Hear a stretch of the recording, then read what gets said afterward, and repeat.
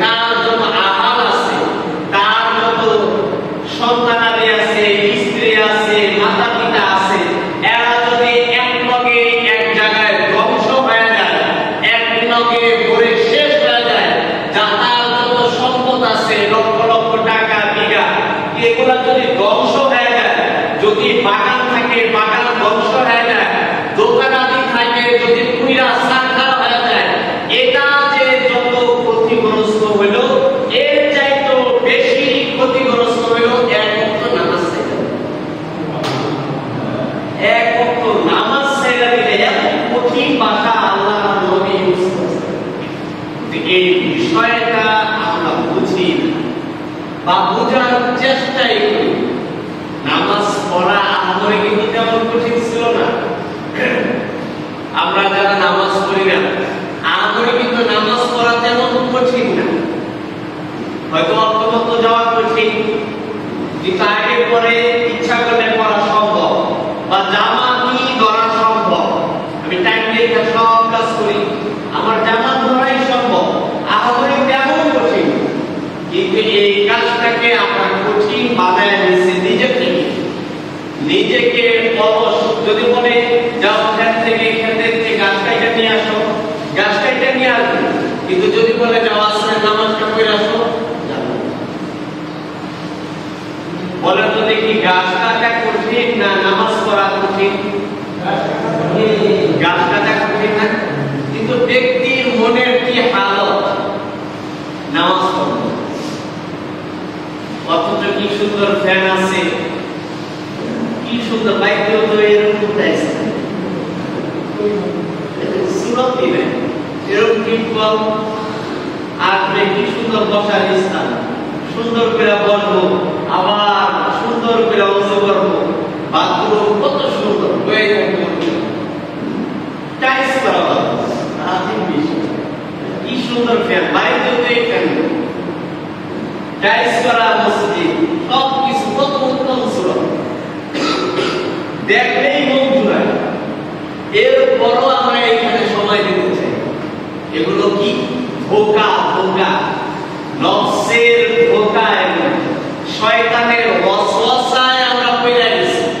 আসলে কিন্তু তেমন কিছু না, নামাজ পড়াটা তেমন কিছুই ছিল না, উত্তম জায়গায় আসবো তেমন কিছুই না, 10 থেকে 15 মিনিট সময় দিব তেমন কিছুই না, কিন্তু মনটাকে আমার ঘুরায় দিছিল নদী, যার কারণে এদিকে মন আমার খেয়ালই আসে না, ধ্যানই আসে না, এদিকে আমার আসতেই মনে চায়, কারণ আমি যেদিকে আনি না মন, ওদিকে এদিকে এর চাইতে কঠিন কঠিন কষ্টের কাজ করে দিতেছে, কিন্তু এগুলো আমরা বুঝি না। আল্লাহ সুবহানাহু ওয়া তাআলা আমাদেরকে এই সকল বিষয় বোঝার তৌফিক দান করুন। আমিন। আল্লাহ সুবহানাহু ওয়া তাআলা হুকুম মানা ছাড়া তার কাছে যাওয়া বড় কষ্টকর, তার কাছে যাওয়া বড়ই কষ্টকর। তার হুকুম ছাড়া ওই সময় তো ইনিল হুকমু ইল্লা লিল্লাহ, রাজত্ব কেবল তারই হবে, কোন আত্মীয় স্বজনের কাজে দিবে না, বাইরের তার কাজে আসবে না, সবাই সবার থেকে পলায়ন করবে। মা বলবে আমি তো তোমার জন্মই দেই নাই, বাবা বলবে আমি তো তোমার চিনি না, ভাই বলবে তুমি কে, বন্ধু বান্ধব কেউ তার দিকে তাকাবেই না। ওই কঠিন মুহূর্তের অবস্থা আমাদের কি হবে? আমাদের সাথে টাকা যাবে না, পয়সা যাবে না, সব জানি, আবার এটাও জানি একদিন না একদিন ওই কবরে আমার যাইতে হবে।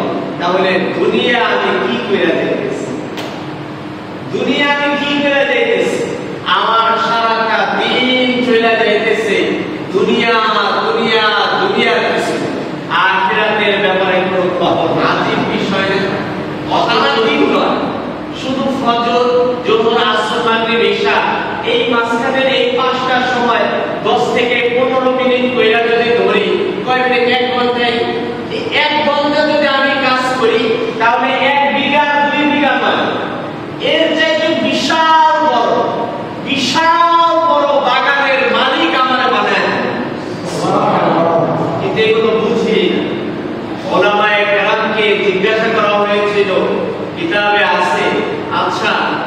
এগুলো নগদ হয় না।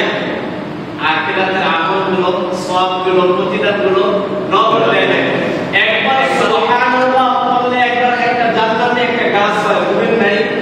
কিছু ওয়াজ মুখস্থ রাখে সব যদি করে দিতে হয় তাহলে এত বছর কি ওয়াজ বলবে? কিছু খেয়াল রাখার দরকার আছে। এমনকি হাদিসে এই শব্দ আছে, গাছের ছায়াটা এত বড় হবে, এত বড় হবে, দ্রুতগামী একটা ঘোড়া 500 বছর দৌড়াবে কিন্তু এর ছায়া শেষ হবে। আচ্ছা, এটা যদি দুনিয়া তৈরি করবে, একবার সুবহানাল্লাহ বলবেন, বাদামের কি কয় চকে একটা বাদাম গাছ জ্বালাইল, একটা ধান গাছ জ্বালাইল, তাহলে তো মানুষ কি করতো? ভাড়া দিয়ে একটু বদলে দিয়ে একটু সুবহানাল্লাহ বলে।